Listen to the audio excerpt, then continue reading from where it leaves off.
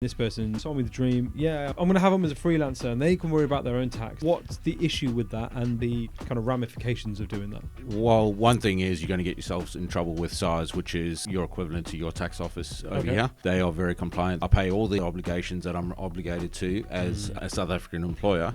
If you're not going to do that and you're going to try and go freelance, if and when things break down, you're going to be liable for that money because the South African government won't take it lightly. Before we kick off today's episode, I've got a few recommendations for you. First recommendation I've got for you is to take your commission more seriously, and the only way to really do that effectively is to deal with Carl at Conquest. Carl and the team really have their finger on the pulse with everything to do with commissions for your business. How much your guys are going to earn, how much they're currently tracking to earn, what your competitors are paying, what competitive landscape is out there, what your commission structure should look like. If you want to take commission seriously, and doing so will attract the right talent to your business and increase performance, get in touch with Carl at Conquest. Another recommendation I've got for you is Ben Fielding at Quinset. Now, we know in 2025 and onwards, email deliverability is more important than it's ever been before. With so much spam and junk mail and the amount of outreach messages that just don't land where they're meant to, sometimes your agency messages can get lost in the shuffle. You don't want to be in the junk mail. You don't want to be outside of the focused inbox. You don't want to be sending interview invites and having to ask your prospects and your candidates to check their junk. So if you want to sort that problem out and you want to continue to grow and scale your recruitment business, get in touch with Ben Fielding at Quinset. My next recommendation to you is Ross Thompson and the team at Infinity Staff Global. Infinity Staff Global are an employer of record who specialise in finding you staff based out in South Africa, but that work for you.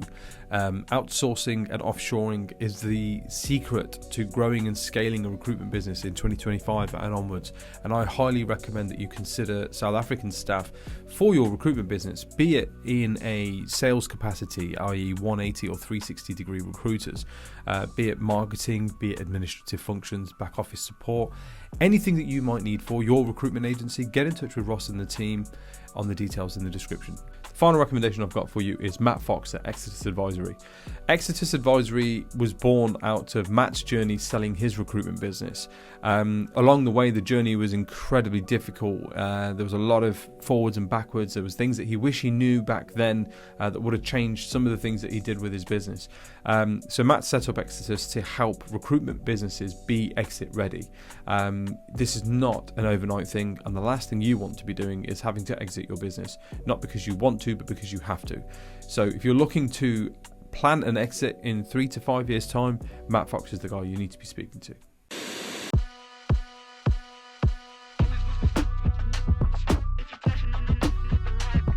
Welcome back to another episode of RecTalk. I'm your host, Nitin Sharma, founder and CEO of RecTools.io. For those of you who don't know, RecTools is the only whole-of-market directory of the entire recruitment supply chain, whether you run a recruitment agency, whether you lead a talent acquisition team, whether you work in the supply chain within recruitment. Whatever tools you're looking for, be it a new CRM, be it marketing tools, be it timesheet software, maybe somebody to build your recruitment website, and everything in between. Head over to RecTools.io. It's free to use today, tomorrow, and forever will be.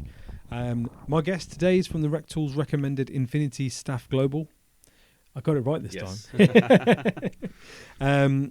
It's Ross. You'll know him from the Curry Clubs that he runs out in Australia for us, all over Australia. He's the driving force as to why that's done so well. You'll also know him because he is the go-to person that I recommend and a lot of people recommend for outsourcing and offshoring your staff to the South Africa region.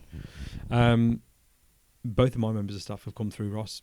Phenomenal people, really good members of staff. So the conversation today is actually going to be more about how to get it right and some of the common mistakes and pitfalls that people have made along the way. Because again, it's a different country, there's different laws, different legislations, and there's a right way to do things and a wrong way to do things. So first of all, Ross, I appreciate you making the journey down as always. Thank you very much. You are probably in terms of like air miles, you probably are the one that holds the highest amount of air miles in the recruitment sector right now. No, Qantas absolutely love me. So yeah, definitely love me. So for the amount of Ks I do, not only internationally but across Australia for the recruitment curry clubs. Yeah, no, mate. I bet. I've got to ask. It's business class you fly though, right? It's got to be. No. Not all the time. So You're a I've big got the, guy. How are you going to sit in these little tiny... I do. I've got the philosophy that I can't bring myself to pay cash for business class seats, so I buy economy, and then what I do is bid for upgrades. And because I'm gold status, almost platinum status with Qantas, they graciously sometimes, probably 1 and 2, give me a business class upgrade. Right, And that works really well going from Perth to London or London to Perth, so being 17 and a half hours. Yeah, I'll bet. Oh, mate, that's fair. Right, look, everybody's starting to wise up to the idea and the concept of using an EOR and to look at hiring staff out in South Africa. There's people like me who advocate for it. There's a lot of your customers are, I would dare I say, most of your customers are happy with their decision in doing so. Yep.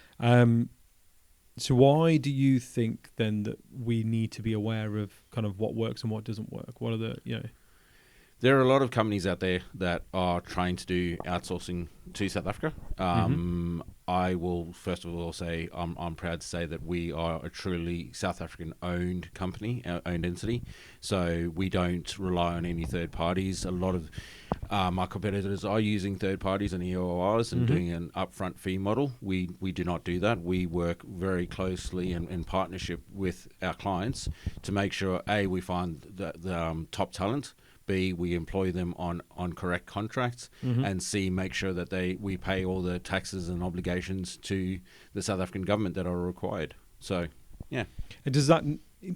Are you therefore implying that doesn't always happen with certain suppliers? There are certain suppliers there that are trying to do freelance relationships and so forth, or they're employing them through a third party EOR, whereas when you deal with us, you don't deal with third parties. You're dealing purely with us. We also provide laptops to our employees, and that's critical. So if for some reason the employee decides to leave or goes MIA, we can grab that laptop and basically wipe it for your information. Whereas a lot of these freelancers are using their own IT equipment and own laptops, which means they're getting access to your data onto their personal laptops. Yeah. Which, I'm sure Can will tell you how much of a cybersecurity risk that is in itself, right? Yeah, exactly. Okay, fair enough. So, tell me about some of the common mistakes then that have been made with this model and going down the wrong paths, and what are the fallouts off the back of it? You mean where somebody's gone through the freelance? So let's say I've gone through.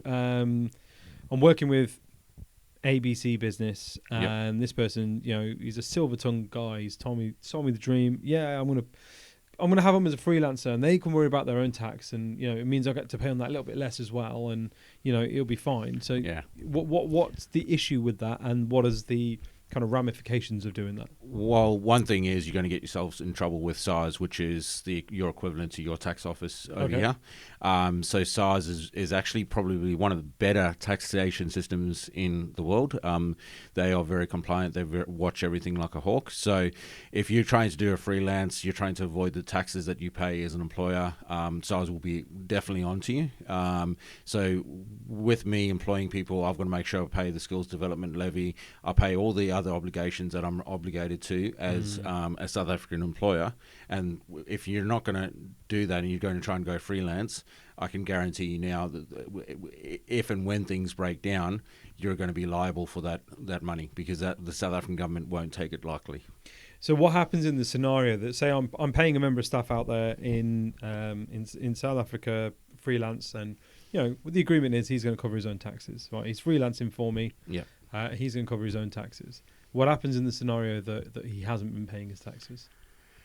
I'd say size will be on him or on you. So if you're going to pay somebody freelance, they might not necessarily have the company set up, like they need a company or something set up to report their taxes. If they're not doing that, you're just paying them direct money, which means it obligates you as an employer. Right. And so regardless of whether you call them freelance or not, exactly. As far as they're concerned, well, you're employed, but you're employing this person. Exactly. And if there's a breakdown in a relationship and you decide to terminate that person, they could still go to the CCMA and hold you accountable for that, for unfair dismissal or something like that. Right. So it's and that goes the same thing as using a third party EOR, because the EOR is going to put the obligation back to you as the client. Interesting. Tell me more about that. So I use a a third-party EOR, for example, because that's a model I know some people are using, where they find the staff themselves by advertising or whatever, correct, and then they put them through a employer of record service, right? Yep. So it's very where's similar the to risk here then for me as a business owner doing that? Correct, because it's very similar to here with your umbrella or your EORs here in the UK. You are still employing the person. Yes, you're using an employer of record in South Africa, but the South African government has got a viewpoint that they will still look at you as the client, as the employer, as the employer. So they're going to hold, if there's a breakdown in relationship, unfair dismissal, or taxes are not paid properly, ultimately SARS, which is the South African Tax Office, will come after the EOR, but also yourself. Wow. Okay. Right. So very similar to literally the umbrella mess that we're currently in right now. Yep. Exactly. So in that sense, why I advocate and say that Infinity Staff Global, we do things right. We've set up the whole entity correctly. So talk to me about that. What is the setup with you guys then, and why is that the correct way to do it? We've got a true South African company. Okay. The ownership structure is myself and my wife, and we've got a local director in South Africa who holds us accountable. So you can't have a true South African entity without having somebody with citizenship, and I do have my citizenship to South Africa, so it is important that we are a true South African company. So yeah. Okay. And then in terms of that, you don't use a third party like employer record. You are the employer. We are record. the employer. We're obligated. And for how the easy or human difficult was it resources. to obtain that status then? Easy for me because I'm a South African citizen, so effectively, so I'm a dual citizen from South Africa and Australia. But yeah, that's why. So the reason I ask that is because I know that there are certain suppliers in this space who are South African, but are still third partying it to another employer record. Correct. So what would be the reason, or what would be the rationale for them doing that? To be honest with you, I don't know. Easier to maintain, less bookkeeping for them. So whereas we're obviously bookkeeping, we run our own payroll, we do our own invoicing from South Africa. So okay. So as a business owner, then if I'm looking at this as an option, I really need to be doing my due diligence on these businesses and going, oh, hang on a minute, are you set up properly? And not only are you set up properly, but what I need to understand, what does being set up properly look like? Correct. In order for me to establish, okay, then you're opening up yourself to risk, either using an EOR or if you're using a freelancer. You're basically just like you would see here in the UK. Do it. You're opening yourself up to that risk. Okay. No, fair enough. Okay, so we were speaking off camera that things are really busy for you guys at the minute. Yep. What do you think is driving the amount of interest that you guys are seeing at the moment with people looking to offshore staff? It can't just purely be a financial motive. No, it's the quality of talent in South Africa. There is a high proportion of talent that is available in the marketplace in South Africa. We don't have there's not many opportunities in South Africa, so a lot of people that have got some great skills are looking to work in either the UK market, Australian market, or the US market. So that's where we're finding top quality talent. If you're looking at it from a pure financial point of view, yes, you're going to save some money employing somebody here, but you've also got to have a look at the quality of person. So you might end up paying probably 60% more for a person here in the UK than what you would for in South Africa for the same kind of skill set of quality. Yeah, and I guess the other side of it is if you are purely cash driven, then the further east you go, the cheaper it is, right? Yeah. So if it's a case that I just want a member of staff that's really cheap, all right, cool. Well, the Philippines is not that further away, and they're more than happy to work UK hours. So, yep. Well, the South African keep going. So the South African time zone works perfectly. It's 1 hour during the summer months, 2 hours during the winter months. So it works perfectly. The South African accent is already accepted. There's a lot of South Africans here in the UK, and it's an accepted accent. So I guess, and I think that there's also a cultural fit. I think South Africa was a South African colony. UK colony, and it still has got UK roots or British roots. So it makes it quite nice. Yeah, absolutely. Culturally, they're a lot more aligned, aren't they? What about the US market? Is the US market wising up to this, and are they looking at We're getting staff a lot of clients here in the UK are actually talking about and using us to resource or help them build their US teams. Tell me about that then. So these are UK businesses. Yes. Who are looking to, well, historically would have been land and expand out in the US, but actually now they're looking to penetrate that US market. Correct, and they're doing it quite successfully, and using outsourced talent like myself to be able to break that market. So either business development, recruiters, resources, and your fees over there in the US are 25 to 35%, whereas here, it's 15 to 20%. Yeah. So, yeah. And there's a lot less saturation of recruitment companies in the US, so you can establish with a very low overhead, I guess. Yeah. And these guys that you're resourcing and finding for these UK businesses, they already have US experience. They're already used to working that US market. We do try and find people with UK or US experience. Correct. Okay. So, yeah. Interesting. Okay. And so if I'm a UK business and I want to start looking at additional revenue lines, new markets to move into, and that kind of thing, you guys have got talent that can help support that. Yes, definitely. So those days are gone where that, I've got to now look at yeah. a senior hire in engineering because I need, you know what I mean? I want to hit that market. Actually, you've got a way to almost test the waters a little bit and see if your proposition is good enough to move over. Yeah. So part of us Infinity Staff Global's positioning is we actually look after our employees in South Africa. So we really treat them as part of the team. Yes, they work for our clients here in the UK, Australia, and the US, but we give back. So we are able. The reason why we do that is that means that we can attract better talent because our retention rate's running at about 90% at the moment. So people that we're hiring are staying long term in the businesses that we're supporting. So what kind of things are you doing for them then? We pay above market salaries. We also make sure that all their leave entitlements are done correctly. We obviously give them a business grade laptop, so they're not having to use theirs. It's the support. So Kerrod and his team support them to make sure that they're in bed, and then we also offer that support, or we do that support for our clients. So it's like a three-way relationship, making sure that they're successful and getting your return on investment. What happens in the scenario that, let's say, one of my team, Amber, right? Mm-hmm. She's doing incredibly well, and then somebody approaches you guys and says, "Hey, actually, I want you to headhunt her. I want her into my team, and I'll pay a higher margin to you, and I'll pay her more." Never going to do that. No, we would never, why? Because we have morals. And it goes all the way down to you're in the our recruitment relationship, industry, dude. Like, give me but the morals. It doesn't matter. It's morals, and to be honest with you, that's why we are a REC partner, because we value our business values. And why would I do that to you, especially when we've got such a good relationship? No, I know. Yeah. I use that as an example. The only reason I say this is because that does happen, right? In agency world, that happens where you place a candidate for one of your clients, they're doing an incredible job, you pick up another job and you're like, oh, fuck, actually that person I've just placed or I placed 6 months ago who is now out of rebate would be great for this. Let me just approach them again because it's a surefire deal. Do you know what I mean?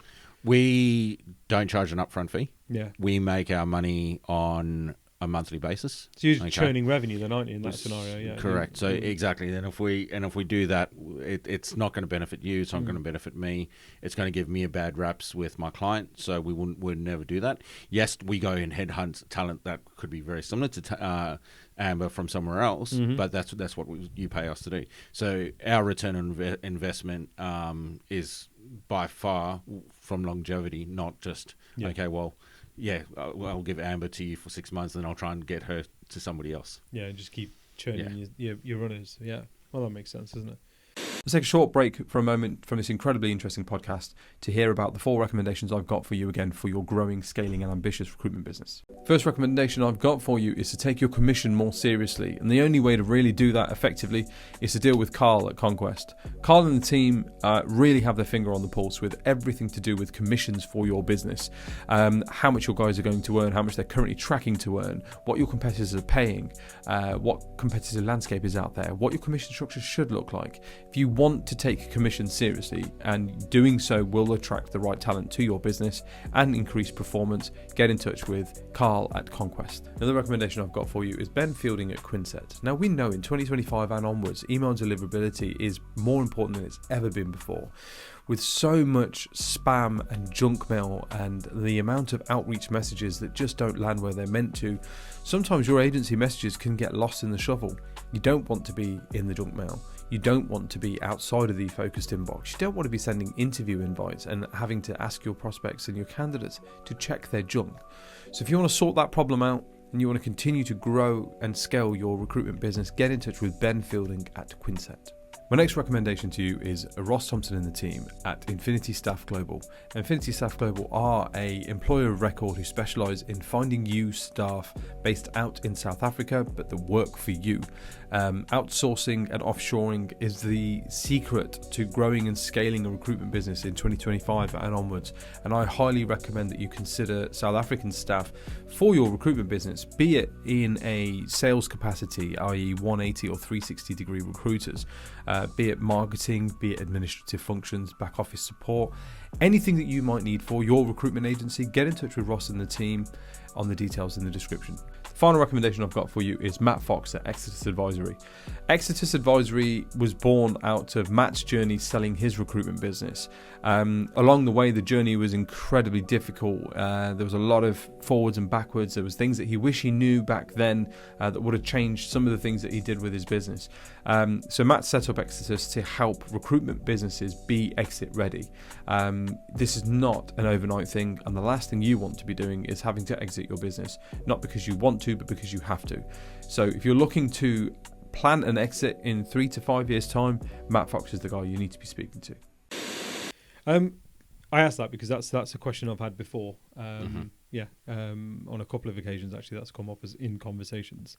And then I've got a client of mine who wanted to engage with one of my staff and be like, "Oh, can you do some work for me?" And I'm like, "What do you mean?" He's like, "I need somebody like him." Like, yeah, I know you do. Yeah, so go and find one then. Well, like, hopefully you point him in my direction. and then I'll go out and find somebody very similar to Amber or GJ. You'd think, right? So, yeah. Oh, right, fairs. I can't claim people, unfortunately. No. So, for clarity purposes, then, what sectors are you able to find people for? Obviously, recruitment, so you can find a 360 recruiter. I'm assuming you can find a BD person and then a resources as well. But what else are you being asked for right now? What do you see? We've done in recruitment. We only do recruitment. Yeah. So recruitment companies. So back office, admin, support, marketing. 180 candidate sources, 360 BDM. We do supplies to recruitment. So Shazami from the web guys use us for one of their project managers out of South Africa, and she's been there almost 4 years, I think it is. Wow. So with us, so it's been good, and they're expanding as well, and we're expanding with them. But yeah, it's as far as verticals go, I'm just thinking about the current clients. We've got IT clients, we've got business support, engineering, healthcare, manufacturing. So pretty much all the verticals across the recruitment. There are some niche ones that we probably haven't done yet, but I know that we're talking to, I think, like a publisher recruiter. So so very niche. Yeah. And a dying industry as well, right? No, fairs. Okay. We touched on this in your debut episode and stuff, but I want to go back to it again because actually I think there was a really kind of the moral side. Because look, everybody's like, "Oh no, we have high morals and we don't do this and we pride ourselves on delivering good service and that kind of thing." What's your why? Why are you doing what you do? Because you put a lot of hours in. You work incredibly hard. You fly all over the fucking world. What is your why? Why are you doing this? That's an interesting one. And my why is I was born in South Africa 45 years ago this coming January. I left there when I was 14. South Africa is my true home. Yes, Australia is my home too, but that's where my wife and my family live. Yeah. But South Africa for me is my true home. I love the country. I love the people, and I saw it as a way to give back to the South African country. So we're employing people, and yeah, I think the amount of people on our payroll is phenomenal now, and we're giving people that opportunity to work internationally and earn a decent wage for to support their families. So yeah, the other thing that we're looking at too is, now that we're getting bigger, we're looking at doing a scholarship for one of our, actually, funny enough, to my old high school, grade 10 high school. We're going to start talking to them about doing a scholarship, because part of our skills development levy and skills building skills is also giving back to the younger community, and we're going to do a scholarship. Well, we have to do a scholarship, and that's hence why we've got our own entity. So tell me about the scholarship then. What's that going to be for, and what kind of opportunity is that likely to It's very early days, but it will offer people a opportunity who may express interest in their later high school years to be able to track the side of recruitment and go down the path of being a recruitment consultant. Okay.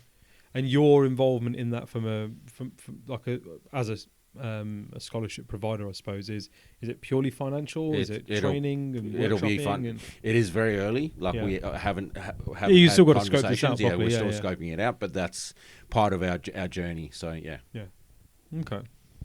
So this is a fundamental love for the country you're born in, and to provide the people of that country opportunities and stuff like that. Correct.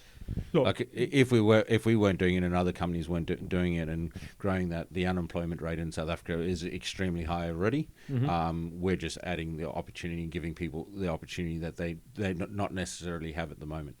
So talk to me about them. Why do you feel that? Why do you think that the unemployment rate is as high as it is? And what are these guys doing to make ends meet? Because I mean, I'll using Amber again as a scenario, as an example. I interviewed her started interviewing sort of mid-June, and then by the time it come to sort of mid-July, I was like, happy, really pleased with everything, let's go for it. But I'm going away for all of August and the rest of July, so I can't really have her start until September. And so if she's still available in September, happy days, we'll pick up.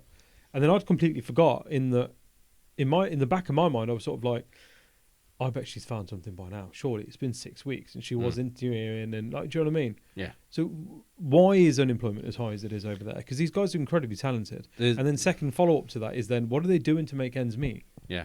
There's not much opportunity in South Africa, just because of certain economic reasons.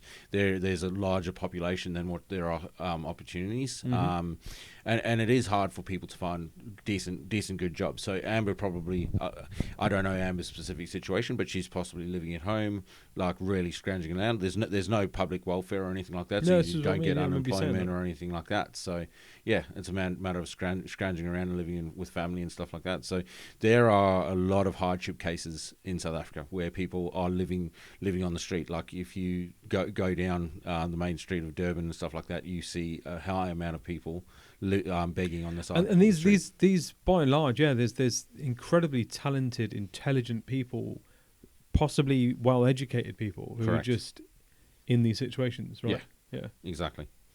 So, but hey, South Africa is a great talent pool. That's why a lot of South Africans are highly educated. They work hard at school because they know that's the only way they're going to get ahead. Well, it's the only thing people can't take from you, right? My mum bought me up with that.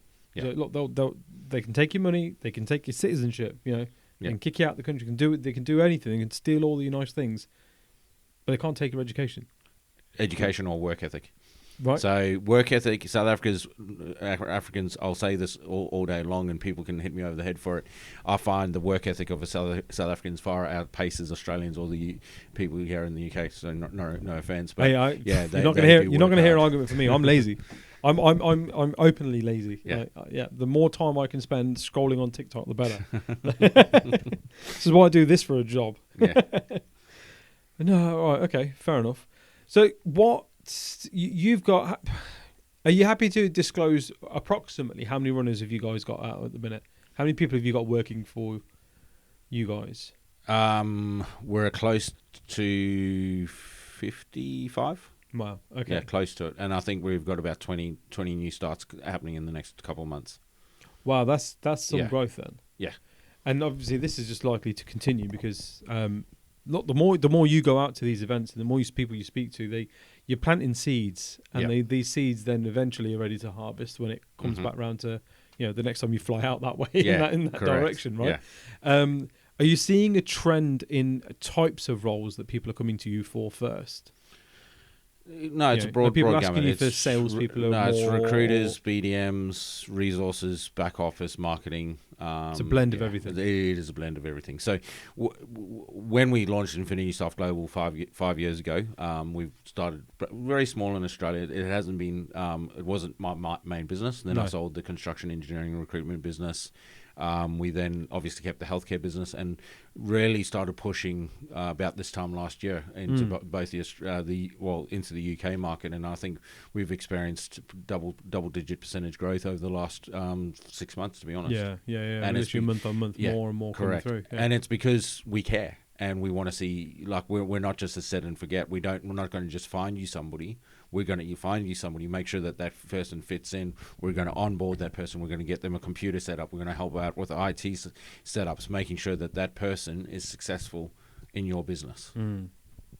I love that. I genuinely do. And I want to I want to give you your flowers at this point, though, to be fair, because I have the fortunate position to sit with and talk to a lot of intelligent people who do really incredible things in the industry. And then when I first met you guys and was like, I've heard of this, people being based out in South Africa and they find you South African staff, and there's a lot of people doing this. I wonder if that's like the next, bubble, or that's the next kind of money spinner. That's why everyone seems to be kind of edging that way. But hand on heart, I can say that the level of service that I got from you guys and your team, and the regular communication, but not just that, it was the level of detail in the initial brief. Once you've met these candidates, the conversations that you've had with them, I'd set tasks and I'd get a full blurb back on this is what they've done, this is what we think, what do you think? It was a real refreshing experience. To kind of be like, because look, for me, I've never ever managed remote teams, never, right?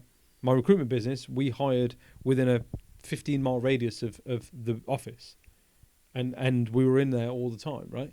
And so for me, it was a bit of a like, is this going to work? Is this going to work? But the people that you guys have put in front of me, the people that I've interviewed for you and have had to regret, have all been of a really good quality. So tell me about your recruitment process, your selection process. How are you finding these people, and how do you decide this is a good candidate to represent, or this person's perfect for this business and this person's, you know what I mean? Like, I've got to say, I've got a very good country manager in Gerrit van der Westhuizen. So he's been with me for 4 years, pretty much since we launched the outsourcing business. And it's just a matter of making sure that we go through the full process. We interview. We don't just see a profile, send it across. We don't always get it right. We're not perfect. We do have some stuff ups. So that's why I'm saying, like I said earlier, our retention rate is about 90%. We do have the one or two occasions where the person falls off or just doesn't work out. Unfortunately, that's the nature of dealing with people, the most unreliable product in the world. Right? But I guess we also make sure that we do the reference checking, backgrounds and stuff like that.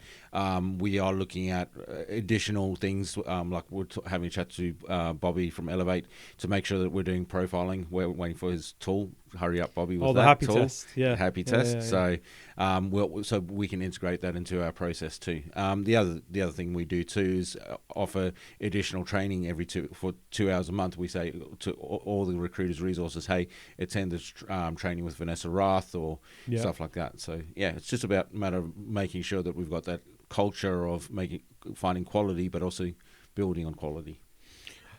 And are you guys then? So once you place these guys, and then obviously they're working. You say that they are part of your team and your business because you are effectively the employer of record, but more importantly, their employer. So in terms of continuous professional development, then You mentioned the Vanessa Rath thing. Tell me a bit more about that. Yeah, so once every month for 2 hours, we get a trainer to come in and do additional training, and we see that just as an added benefit. So, yes, we are the employer. Yes, we're there for the human resources, but we also do encourage you that they are effectively your employee. They're working in your brand. They're working with you day to day. So, as far as on LinkedIn, they connect themselves to RecTools, or they connect themselves to the recruitment firm they're working. But yes, they are part of our team effectively, because we want to make sure that they feel part of the bigger organization. So they know they can reach out to Garrett or the support team if they've got any issues, and we can raise those with our clients. Yeah, which makes sense. So what does the rest of the year look like for you guys then? Busy. Yeah, busy. So we've got a lot coming down the pipeline. We are running a little bit behind with our resourcing. It's probably taking between 10 to 12 business days from once you give us a go-ahead to put profiles in front of you. We've just added to our team with adding Kelly Griffiths into our team. So she's a recruiter that's joined our team in South Africa to be able to get more profiles quicker. And that we're just going to continue growing that team. So, okay. And what about you personally? What are your movements like? So you're in the UK at the moment. By the time this goes out, will probably be after the Recruitment Agency Expo. So we would have had a fantastic night. Yep. Day one of the Recruitment Expo, when we were at the Peg and Grill for the Recruitment Curry Club karaoke event that you're kindly sponsoring, amongst others. What else? So how long are you in the UK for, and then where are you flying off to next? So the Friday after Rec Expo, I'll be flying back to South Africa just for a very quick 5-day visit to see the team, touch base with the team. Maybe do the pre-curry club for Durban that Monday, and then I head back to Australia. I was put on a very tight time limit this time, because we've got 20 head of cattle that are about to start dropping calves. So I need to make sure I'm home for calving season on the farm in Australia. Right. So you have a farm out in Australia. Correct. So you're also a farmer. Yes. A hobby farmer. A hobby farmer, but farmer with 20 cattle sounds a bit more like of a job than a 20 hobby. cattle, three horses, 5 goats, and birds and dogs. So yeah, amazing. And then what do you do with the cattle then? So the cattle it's hobby. So we basically sell them off once they reach a certain age. To their sale yards. Yeah. Correct. And with the calves, you're going to keep the calves and raise them? And no, usually if they're male calves, we'll sell the male calves off, and then we'll keep some of the females heifers, and then sell off the older stock. So yeah, we are a lot more overstocked than what I'd like to be, but my wife doesn't like to sell. No, gets attached to them. Correct. You know Jeremy Snell, right? Yes. You know he's a farmer. Correct. Yeah, I do know. I haven't really spoken to him about it, but yeah. We'll talk about it today because we did the roundtable after this, aren't we? So yeah, we'll definitely bring that up. He's fascinating how many animals he's got. He bought me it was a bag of sausages that he'd from pigs that he had raised, and then made sausages out of. Oh wow! And bagged them all up and was like, right, these are tomato ones, these are spicy ones. I was like, can you have a bit of that? Awesome. Great. And then barbecue season. Yeah, and then once I've been back home, I think I'm back here in January for the TRN meetup. Of course, yes, So, yeah. Fine. Okay, so yeah. God, you're back. Yeah, you're constantly back and forth. Yeah. Well, I think I've spent. By the time I get home this trip, I've probably spent half the year overseas and half the year at home. So yeah. How are the wife and kids with that though? That amount of travel. I went away. The wife's definitely missing me. Yeah. But yeah, and she would much prefer for me to be home. So. Does she not fancy going with you? Can't at the moment because my daughter's 15 and she's in high school, so it's too much to pull her out of school at the moment. So yeah. Another 3 years, and then the intention is to live 6 months of the year in South Africa, 6 months in Australia. Yeah, fair. So, yeah. Oh, that's brilliant. I like that. Always this is what I find fascinating about you. There's every time I meet you, every time we have a catch up, I learn something a little bit new. You keep everything behind, and you sort of every now and then just drop it in there. Oh yeah, by the way, I got 20 calves, 20 cattle. Yeah. So, madness. Yeah. That's Brilliant. Any closing thoughts? Anything you want to leave us with? Any pearls of wisdom? Any bits of advice that you have for people that maybe might be finding it's a struggle right now, or are confused about something, or maybe just something that you live your life by that you think would be useful to hear?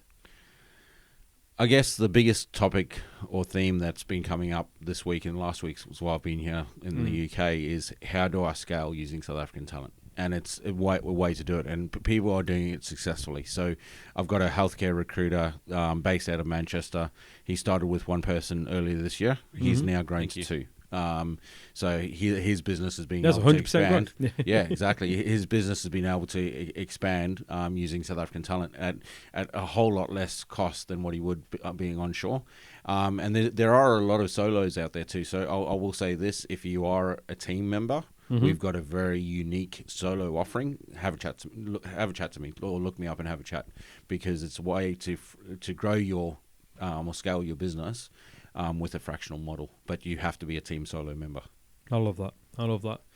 So, guys, if you want to hear more about that particular option, an offer, or connect with Ross or anyone else in the team, links to their bios, descriptions, and LinkedIn pages and stuff will be in the description.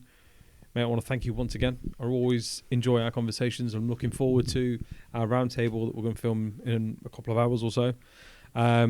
Genuinely wish you nothing but the best for the remainder of the year. From one satisfied customer. Definitely highly recommend you every chance I get with people. But so, guys, if you are looking at considering building out your team, building out your business, if you have had a pretty tough year, as many have, where you've had to make headcount cuts and you've had to scale back the team, rather than just repeating the model again and hiring locally or sort of nationally within the UK, I highly recommend that you do consider staff out in South Africa, specifically through Ross and the team. They're incredibly good at kind of figuring out what's right for you and your business. It's not a one-size-fits-all model by any stretch of the imagination. So, you know, a resourcer for yourselves, for your business, might look very different to a resourcer in another business. Garrett and the team really do take their time for figuring out your business, what makes you so special and unique, and then find you talent that matches that kind of ambition that you might or might not have. That's all from us. New episodes drop every Wednesday, every Friday, and we have a new series called Talking Talent that starts in October, so look out for that. Thank you for watching, liking, sharing, subscribing, doing all the cool shit that you guys do that allow me to do this cool shit as a job. We'll see you again next time. Thank you very much. Mate, appreciate you. Thank you. And that's the end of another episode of RecTalk. I hope you enjoyed that one thoroughly as much as I did recording it. And I'll leave you with my 4 recommendations that I gave you at the start of this video and in the middle.